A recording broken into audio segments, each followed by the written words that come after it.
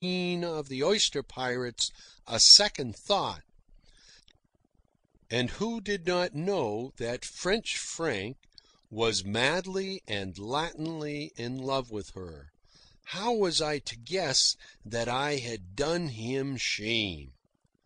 And how was I to guess that the story of how the Queen had thrown him down on his own boat the moment I hove in sight was already the gleeful gossip of the waterfront?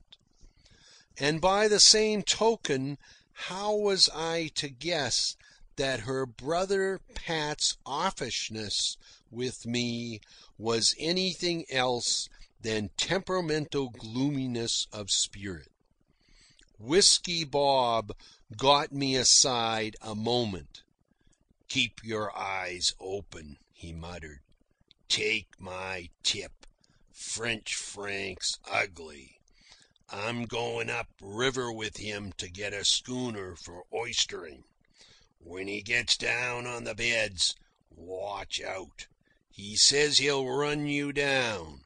After dark, any time he's around, change your anchorage and douse your riding light. Savvy?" "Oh, certainly. I savvied."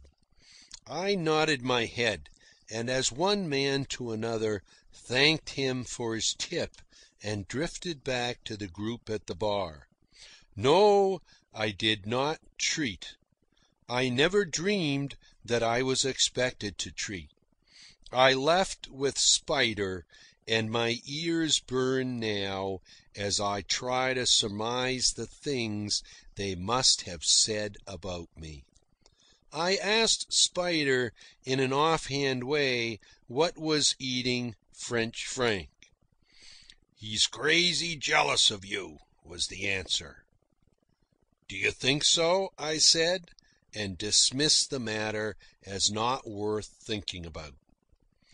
But I leave it to anyone, the swell of my 15-years-old manhood, at learning that French Frank, the adventurer of 50, the sailor of all the seas of all the world, was jealous of me, and jealous over a girl most romantically named the Queen of the Oyster Pirates.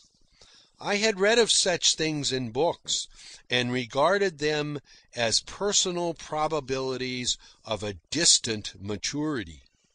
Oh, I felt a rare young devil as we hoisted the mainsail that morning, broke out anchor, and filled away close-hauled on the 3-mile beat to windward out into the bay. Such was my escape from the killing machine toil and my introduction to the oyster pirates. True, the introduction had begun with drink, and the life promised to continue with drink. But was I to stay away from it for such a reason? Wherever life ran free and great, there men drank. Romance and adventure seemed always to go down the street locked arm in arm with John Barleycorn. To know the two, I must know the third. Or else I must go back to my free library books and read of the deeds of other men and do no deeds of my own save slave for 10 cents an hour at a machine in a cannery.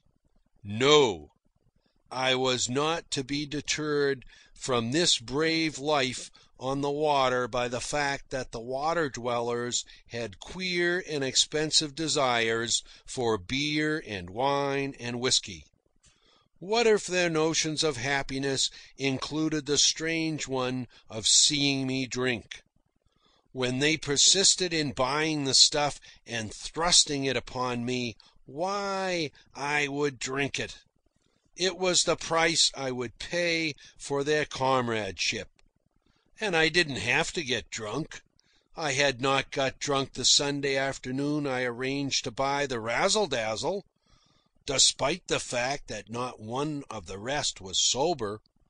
Well, I could go on into the future that way, drinking the stuff when it gave them pleasure that I should drink it, but carefully avoiding over drinking. End of chapter 8.